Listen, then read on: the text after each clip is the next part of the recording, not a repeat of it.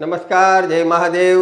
શ્રાદ્ધ કરવાથી શું ફળ પ્રાપ્ત થાય છે જણાવી દઉં। શાસ્ત્રીજી કૃષ્ણચંદ્ર દવે, ભાગવતાચાર્ય, આરબી ન્યૂઝ મોરબી।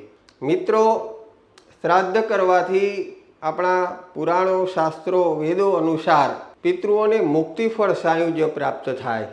બ્રહ્મલોક, વિષ્ણુલોક, સ્વર્ગલોક અને વૈકુંઠલોક એની દિવ્ય ઉત્તમ ગતિ થાય છે અને આપણા પૂર્વજોનો ઉદ્ધાર થાય છે।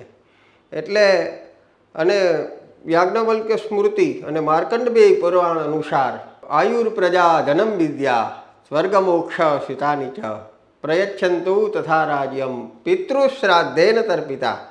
એટલે જેનું પિતૃઓનું શ્રાદ્ધ કરવાથી આયુષ્ય, પ્રજા, ધન, વિદ્યા, સ્વર્ગમોક્ષ સુતાની ચ સ્વર્ગ મોક્ષની પ્રાપ્તિ થાય અને રાજ્ય એટલે કે વૈભવ તથા મોક્ષ તર્પિતા પિતૃશ્રાદ્ધેન તર્પિતા એટલે કે આવડ ગોવડ બાલ બચ્ચા ધન દોલત આ બધું પિતૃઓની કૃપાથી પ્રાપ્ત થાય છે। એટલે પિતૃના ઋણમાંથી આપણે સૌએ મુક્ત થવું અને આપણી જવાબદારી અને ફરજ છે। અસ્તુ, નમસ્કાર, જય મહાદેવ। આવા વિશેષ સમાચારો માટે આજે જ અમારી એપ્લિકેશન ડાઉનલોડ કરો।